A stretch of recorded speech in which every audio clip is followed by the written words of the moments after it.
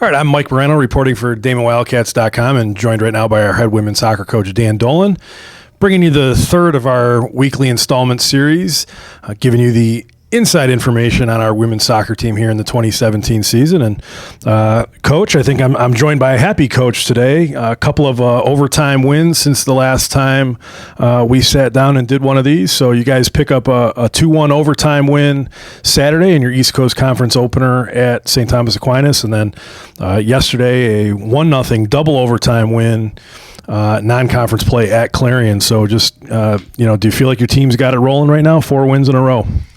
Yeah, I think we like waiting to the last minute to score. It's a little, giving me a heart attack. But, super excited, super happy, finding ways to win. That's, in a long season like this. So, again, characteristics of our team, character and willingness to go out and fight for it and try to get the win at late. It's been nice to see. Last week when we were talking, we brought up the fact that you guys hadn't played on the road yet. So now 2 road games under your belt. How do you feel like your team, especially, understanding it's a young team with 17 freshmen, how do you feel like the team handled that travel situation? Going to Stack the first conference game, I think traveling 7 hours and then, getting in late and playing the next morning was difficult for us. I thought we would maybe adjust a little bit better, but that first half, I thought we really struggled to get some legs under us. Even when they scored a really nice goal 10 minutes into it. We didn't really wake up and we didn't really play. It wasn't until about halftime where we got to play. This is conference. We've got to come out with a result.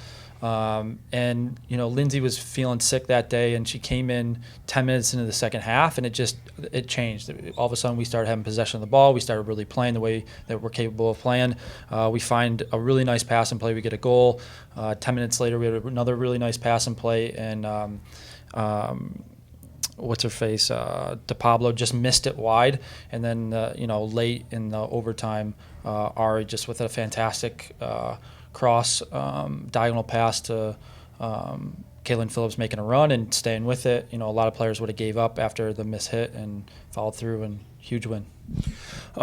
Just first time for your team to be 1-0 in conference play since we joined the league a couple of seasons ago. So just, how do you build on that, and what does that mean for your team moving forward that you secured that win in that first game? Yeah, every conference game is very difficult, and we've had a lot of talks this season about how much each game means, and it's just big getting on a roll. I think mostly with the overtime wins too. Like you said, we're on a high, and all of it's confidence. I think that's the big thing. Just being confident, being sure of ourselves, going into every game, knowing that we can play, knowing that we can win, we can come out with a win late in the game. I think it sets us up really well for the rest of the season, mostly coming up with LIU. Kaylin Phillips gets the game winner at Stack. You mentioned her great individual effort where she made a run, had her first shot saved, won a battle for the rebound and scored. And then Jamie Boyer gets the game winner yesterday at Clarion on a header. Those two are going to get all the credit for scoring the goals. But I want to talk about the passes, and you mentioned Ariana Dreyer. She had the pass up to Kaylin Phillips in the Stat game, and then yesterday it was Alex Giuliano with a great crossing feed to Jamie. Just, if you might talk about those two players and what those passes specifically meant to those plays. Yeah, even before that, we've done a really good job keeping possession of the ball, mostly in the middle third and sometimes in the attacking third, but we struggle to find the long pass like Ari found. So we do a really good job keeping it close and playing 1-2 touch, but we've been trying the last couple of weeks of really, can we play the occasional ball, behind the backs, and Ari turns, finds, Phillips making that run into space where she can run onto. I mean, if it's not for Ari making that pass, none of this happens. So it was great to see her have the awareness to pick her head up and find that pass that we've been talking about. And then yesterday, there's a quick handball. Mo plays it to Sam, who's wide open, our our side mid was open a lot during the game, and then she finds the through ball to Al, and we talked, I told Al right before halftime, look, you're going to have a play that she had similar to that in the second half of crossing the ball, and instead she shot it from the angle she was at. This one she was a little bit farther out by the corner flag, but she played the ball exactly that we've been working on last week in the attacking third of making the run across the box, making it across the 6, and Jamie just does a great adjustment, coming in trying to head it, knew the ball was going a little bit far, so she dropped back a little bit. Keeper just missed it, and it was a fantastic header. Yeah, you could see that on the film, the adjustment that Jamie made to the in-flight path of the ball. I thought that was a really underrated part of that play. You don't see NFL receivers that make adjustments that well to as the ball is in flight. And then you mentioned as well, I thought the quick restart off of the handball, it was Mo put it down, played it quick, and found Sam Haynes, and you guys were rolling from there. So that was as much a part of that play as anything. Maddie Flores made her first start yesterday in goal for you. Just talk about the effort that she gave. She ends up recording a shutout in her first career start. Maddie's been working really hard in practice. Both keepers have been doing really well. Maddie stepped in and didn't have too much work to do, even though I think they recorded 10 shots on goal, but they did have one shot that was fantastic, and she made, she wasn't sideways making the save, but she was diagonal and got her one hand on it, which I think on most keepers goes in. So she made a huge save for us to keep the game going.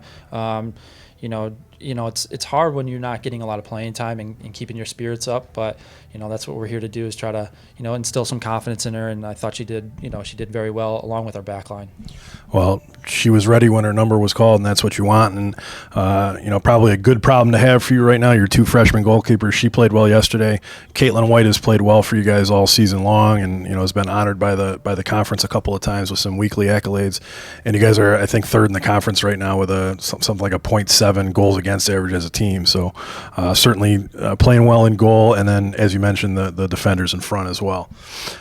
Just looking ahead to this weekend quickly, big challenge for your team. You've got a nationally ranked team coming in, LIU Post. I think they're number 12 in the national poll that just came out yesterday. So unquestionably one of the top teams in our league. You do get them here at home at Carrier Field. So just what kind of challenges are they going to present for you?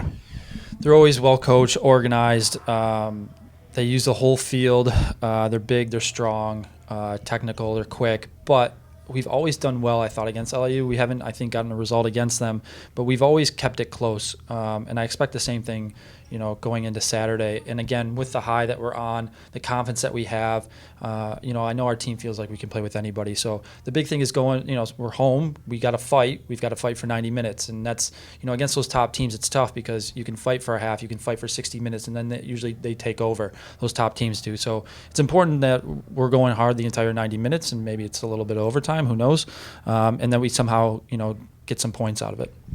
Well, I know you don't mind the overtime because you don't have much hair left on top to be pulling out, so not so much the case for the rest of us. But so we're going to wish you the best of luck Saturday, and for everyone at home, we will have you covered with everything you need this weekend. Game preview goes up at DamonWildcats.com on Friday. We'll have the game recap. Unfortunately, no live stream on Saturday, but we'll have the game recap for you immediately following the game on Saturday afternoon. So good luck, Coach. Thank you.